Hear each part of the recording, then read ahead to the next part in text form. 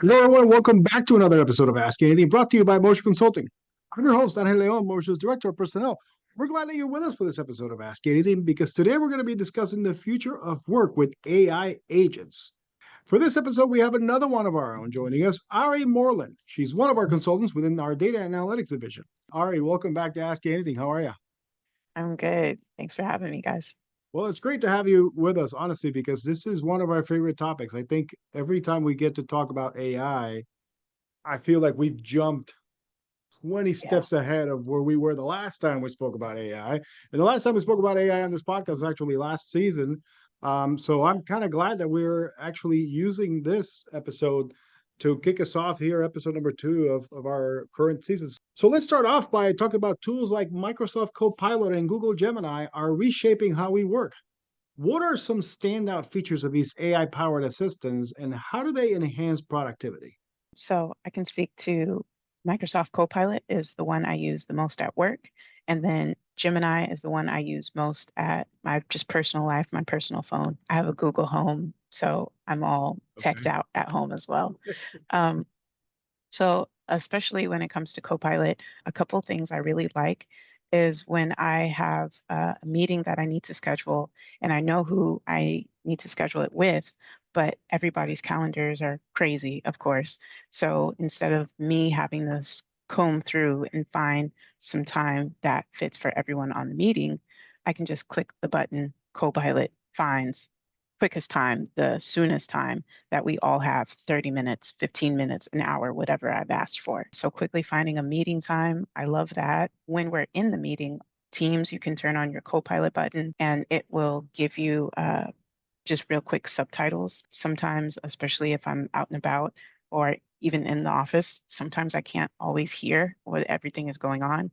So I love that it has super accurate subtitles as things are going, because sometimes I also am like, wait, did you say this or that? And even on top of that, after the meeting is over, it will give a summary based off of that transcription and everything you talked about, bullet points of what did we discuss, but then also it has a section of what does it think the follow-up tasks were that we talked about. That, and then the last one I'll say that's more in my personal life.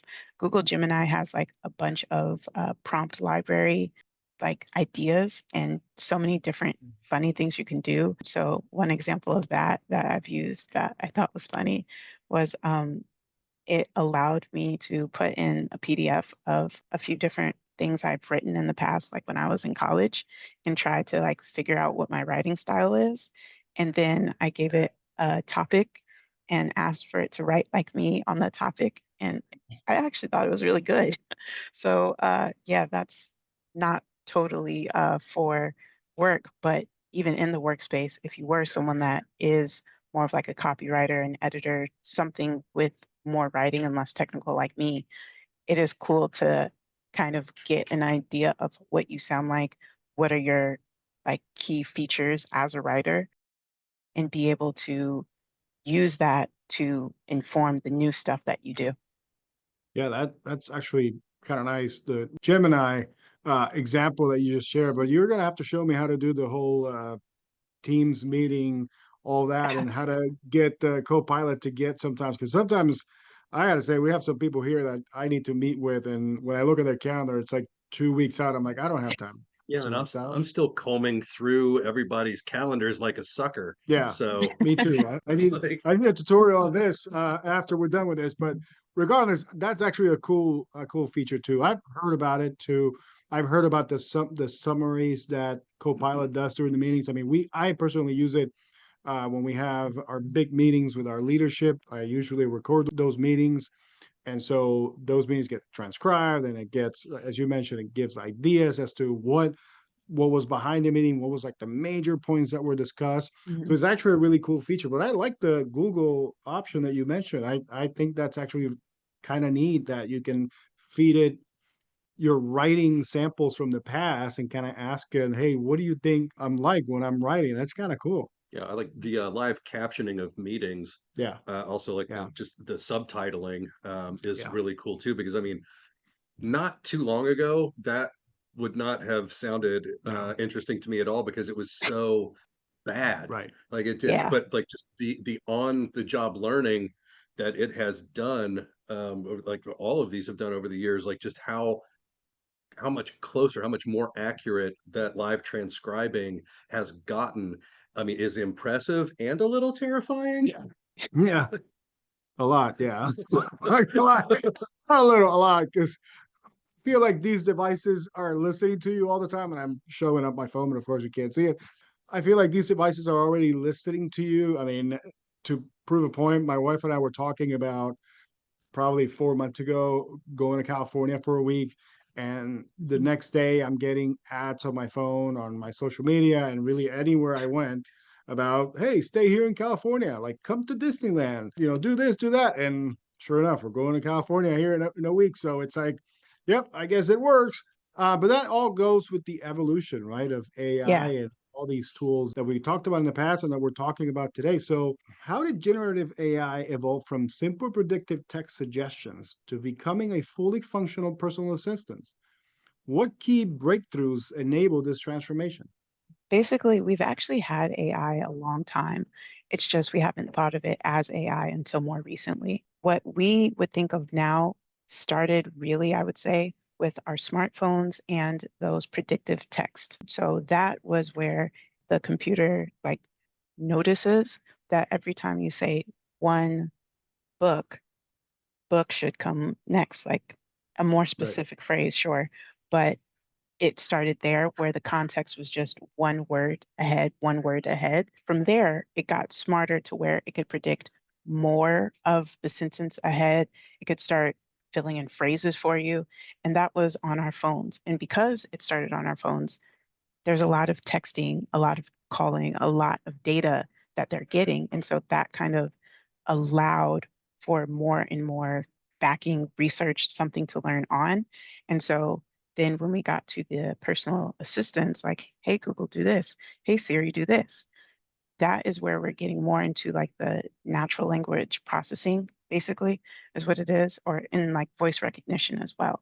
So it went from just predicting the next word in a sentence and fixing your spelling errors. That's another one that Yeah. we were so used to with things like Grammarly is kind of where I can think of it Yeah. as like the first big thing that was really AI, but we didn't think of it that way. So because it got, I guess, comfortable and more and more familiar with those actual like written words through our texts and our emails, that's when it was starting. And then we got Siri, we got Hey Google, and all of those things, Alexa. That's when we're starting to get the voice pieces of it now. And so they're able to better connect the voice, what people say, to the Mhm. words that they started with. And so now that's how we can like talk to our assistants so much more and have them do more complex tasks. And really with these as well, like Copilot, you can actually talk to Copilot. Same with Gemini. You can talk to Gemini now and it'll talk back. You don't have to type in what you want anymore.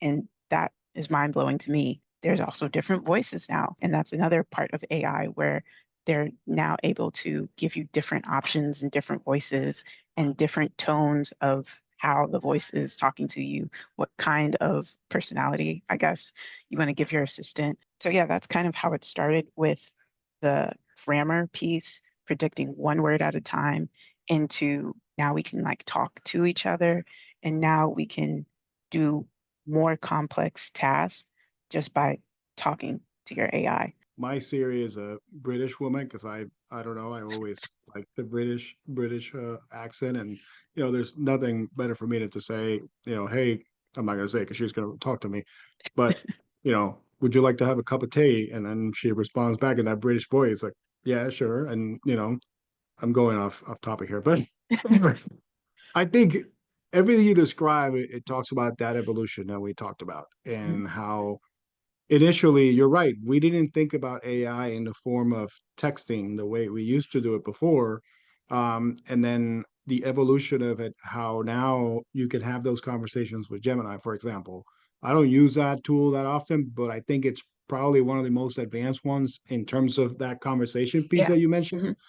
Because I feel like you can actually have a conversation and go back to old conversations that you've had with Gemini much better than probably with any other assistant right now. Because sometimes I ask my Siri and she doesn't remember anything I said because I don't think they're up to date when it comes to that in that regard. But it is astonishing to me how quickly that has evolved. And even if we go back to the text based, even if you go to the chat GPTs and Copilot, etc., if you type back, remember this question I asked you from X day about this topic, it'll go back and remember and then kind of Yeah.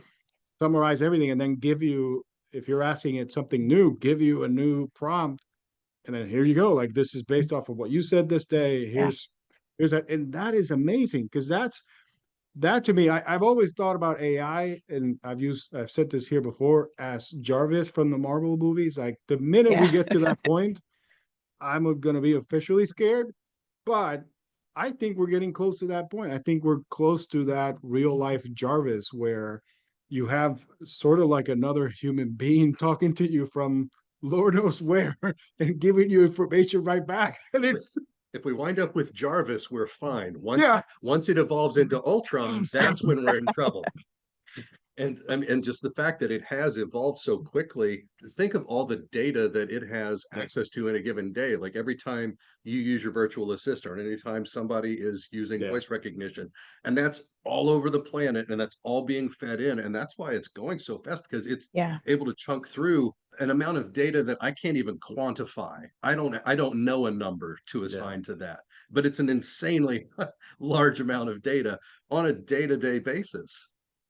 Yeah. And something I meant to mention too, when it comes to that, Google Translate actually was a huge factor yes, in allowing these things to be as good as they are now in terms of like talking and having sort of a more normal voice, because Google Translate had a bunch of people using it, a bunch of text input, a bunch of voice input, connecting from one language to another. So that was one of the first ones that is also an example of AI, but no one ever really thought of it that way because Google Translate was one of those things where you could click the microphone and have the conversation back and forth, and it would translate pretty quickly back and forth. And the reason it was able to do that so fast is partially because of sort of what I mentioned earlier, that like predictive, okay, usually when you say la biblioteca, usually a sta is the next word, right? Something in it for an example. I didn't mention that earlier, but that's another reason why that got so good so fast is because we weren't thinking of it as AI. It was just a translator tool. tool. Yeah. Yeah, like we're really close to like that universal translator from Star Trek, where like you're already wearing your earbuds, Yeah. Yeah. Or from Hitchhiker's Guide to the Galaxy, the Babelfish. The Babel You fish. don't. It's not it's not a little creature that you put in. You just wear the earbuds that you're already wearing, and it will seamlessly translate Yeah. Yes, into that whatever exists language you already. need. And Yeah. that just blows my tiny little interior Yeah. 13-year-old And sci-fi nerd mind. and it's gone even beyond that. Now you just use your camera. So if you're Yep. like in a foreign country and you don't know what it says, you just point your camera on your phone and it'll translate it to you automatically. So it's not, we're beyond where we were when Google Translate was originally out to the masses. Because I remember I was overseas when that happened. Now I speak Spanish, so where I was, it was fine. But I Mhm. had folks that were working next to me that didn't know Spanish. So that quickly became their best friend because they could go places and they could use that tool and they could speak the language basically with somebody. Now, translation, Spanish, it means some words mean different things in different countries, but at least you had that interaction that wasn't so Yeah. awkward. Yeah, it'll help me get by. Yeah, it was awkward already because you didn't speak the language, but now you're sort of putting a phone in front of somebody's face, like, hey, can you tell me this? And then, yep, there you go. And at least you got some answers. But you're right, it is another tool that we don't think about as AI when it first came out, because as you mentioned, it's the translator. But where do you get that translation? It's from AI. The first phrase most people probably learned back then in any language was "Get that thing out of my face." All right, so let's take this to the workplace then. In what ways are professionals using generative AI in their daily tasks? such as managing emails, scheduling meetings, or improving document and code quality. Do you have a favorite AI-powered workflow? Yeah, there's almost as many ways to use it as there are people that would use it, right?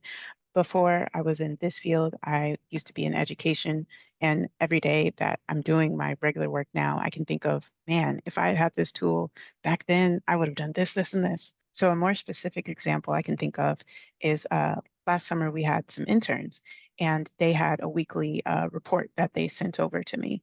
So they would send this report as a file, and I wanted it to be in the internship report, week 1, week 2, whatever that is, in this specific folder. But they didn't have access necessarily to that specific folder because it was for not them to read everybody else's reports. Right. And so I would just get an email from them. And originally I would get the email, download it, put it over there, read it, write up my responses, and then send it back or something like that. And so this is a pretty simple but really like useful thing that was for me. Using Copilot with Power Automate, I described what I wanted it to do, and then it created the flow start to finish. And all I had to do was put in, I didn't actually even have to do that. I explained what I wanted it to do. It created it from start to finish. I tested it and it worked. That was it. It understood the full task that I just described there. And so instead of downloading it, uploading it, responding here, and then sending it over, it did all of that for me and then just gave me a little task reminder to say, this is done, this is when it was sent, and scheduled the follow up to already have it tagged for a reminder for me before the next time I met with my intern again. So it took from a few manual things that I would just do to where it's just done in the background. And so I just focus on reading it, and that's it. I just had to read it and Yeah. be ready by the next meeting I would have with them. So that one is more of automation, but it's also, I didn't even have to put in each individual step. I just Yeah. described it using my regular speaking voice, natural language. I didn't even have to code. And before, you would need to know this kind of step instead of that one, this type of email instead of that one. And you'd have to know what you were doing. It wasn't just visual. And I didn't even have to do that. Well, it goes to show you how automation, beyond taking steps away from what you had to do, as you mentioned, manually, it saves you time because now you're basically only focusing on one thing, which is reading that write up, and then you don't have to do any of the other manual tasks. But then you're basically coming probably even more prepared to that meeting because Yeah. of your focus solely on that instead of just, I got to get this, I got to move it around, I got to do this, and then on top of that I got to read. So you're not so much moving things around and doing all these menial tasks that you might have done maybe 2 years ago. Now you're having Copilot and Microsoft just do it all together, and you're just focusing on the write up that they sent you. And that, Yeah. to me, it's automation at its finest. Yeah, anytime you're spending with that information, then you're actually processing it Yeah. or actually, interacting with it rather than just like, okay, I have to take this and move it into here. And like, and all these steps that are peripheral to it that don't actually engage Exactly. you with it. So anytime you're spending with it is much higher quality time than having to prep and then send it over here and do these other things that don't actually get it anywhere into your brain or your workflow. So you're prepping it rather than actually working with it. So that's Yeah. very Yeah. cool. So we're moving from reactive AI to proactive AI. What does this shift mean for the future of work? And how will AI assistants anticipate our needs rather than just respond to commands? Because basically that's what they do right now, right? Yeah. For most of AI, the way it works right now is you tell it what to do. We tell it, okay, I need this. Or to use your example, I need these things basically done in order for me to do this. Now, you might not tell it in order for me to do this, but this is what your focus is on. But you tell it to do all these tasks. Here you go, do them. So how do we move past that? And this is really like the most recent wave, I would say. Only maybe in the last year or so have I really seen anything about how we're getting to that proactive space or agentic space where your assistants now have the agency to know what you want and do it autonomously. Basically, with that, the reason that's possible is because that context window, like I mentioned earlier, when it used to just be predict one word at a time, it's now able to use the history of how you've interacted with it already, the flows you already have created, the documents that have already been written, the tasks that are already happening. And it's able to notice patterns in your workflows. And once it notices those patterns, it's able to ask you, do you want this to be autonomous now? So my example of interns sending that report, move it here, do this. I had that as a manual flow that I would start myself. So all I did is press a button, sure, but it was started by me. I did it. Mhm. With the proactive wave that's coming, that's more so looking for that opportunity, looking for what specific things do you do over and over and over again, and can this be automated? So it's not necessarily trying to take it out of your hands or create something, I guess. It's looking Yeah. at what's already there, what is already repetitive, and then it asks you, do you want this automated instead of waiting for the person to click yes. Yeah, and that to me is definitely the next step, because now it's basically almost take it over. Now on Hell's getting nervous because he wants to know how fast the clock is ticking until someone says, "Okay, co-pilot, host the podcast." When they can recreate our voices, we'll be Oh man. yeah, exactly. Because I'm not even sure editing will be necessary. Oh no, it'll do it itself. Like remove all the ums. Done. Cool. Yeah, cool. Remove all the awkward pauses. Done. Yeah. Anyway, but that to me is definitely the next step. And that's when AI really becomes that proactive Mhm. sidekick that I think we all want it to be to some degree in some of our, less meaningful tasks, I'll call it that. Yeah. Because I think in your case, as editor and doing all these things, you would like a system where it automatically recognizes when somebody says or there's an awkward space of silence. So The AI they have built into a lot of digital video and even and audio editing software. I mean, we use Adobe products. Their shout AI out, has, not sponsored, but thanks shout anyway. out, We still like it. shout out. Like it has AI that will go through and it will automatically remove ahs, audible pausing, Yeah, awkward silences, whatever. It will go ahead and recognize those gaps and close it up. Is it perfect? No. Does it save time? Oh yeah. And sometimes it's awkward and you just go back in, but it's faster yeah. to fix what it missed Yeah. than to go in Then and do go. every single thing yourself. Now, Yeah, I usually still do it myself because I'm paranoid and I like, I want to make sure that it is, but I mean, but it is getting better all the time and I trust it more and more. So it is something that's going to be yeah. far faster and far easier very soon.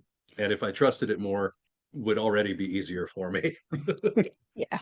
And I'm sure everybody can find something in their jobs that could be proactively solved by AI. I mean, I'm sure we Yeah. all be able to find something that AI could proactively solve for us. But until then, we have to manage it. Like Brian says, in his case, the software is already doing some of that. It's not perfect, but that's where we come in to make sure that we're kind of giving it that close to perfection aspect of it, and then hopefully it doesn't catch up to us in the long run. Yeah. It's the old political adage, trust but verify. Yes, Yes. exactly, exactly. All right, so Ari, before we go, let's bring this back to the human center front, which is certainly what we're talking about right now. As AI assistants take on more responsibility, how do we ensure they enhance human decision making without overstepping or creating unintended consequences? I would definitely say the number one thing is knowing when to use it.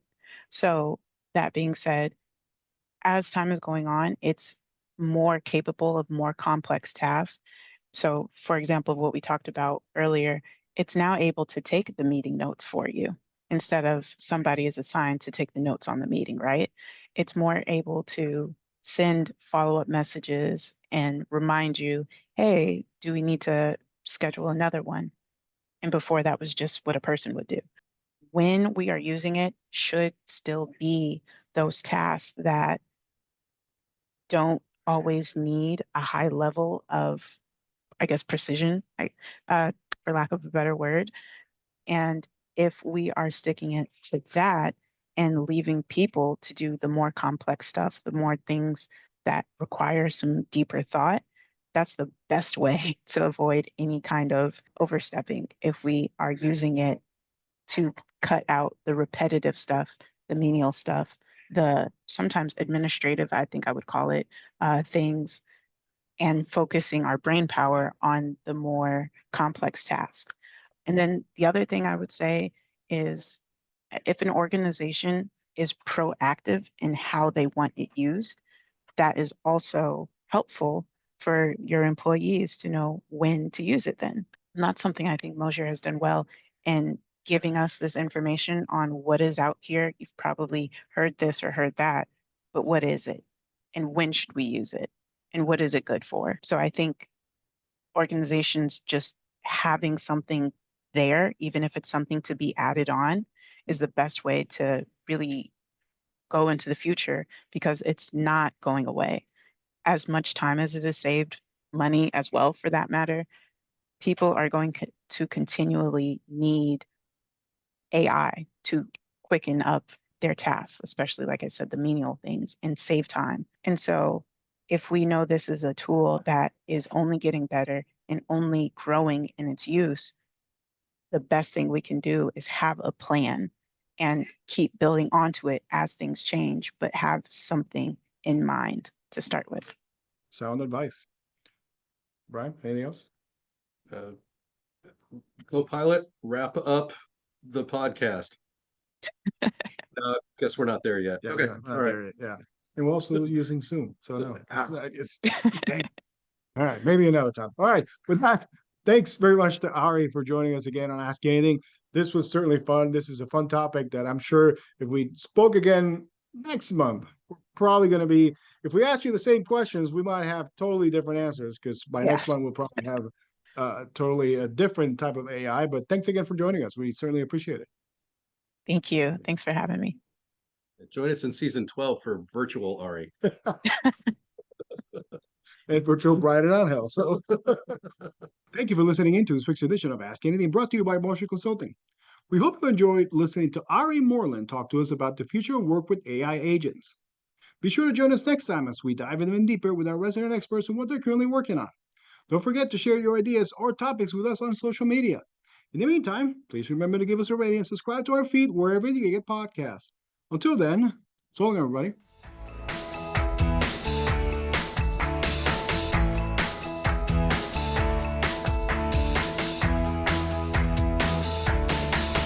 Go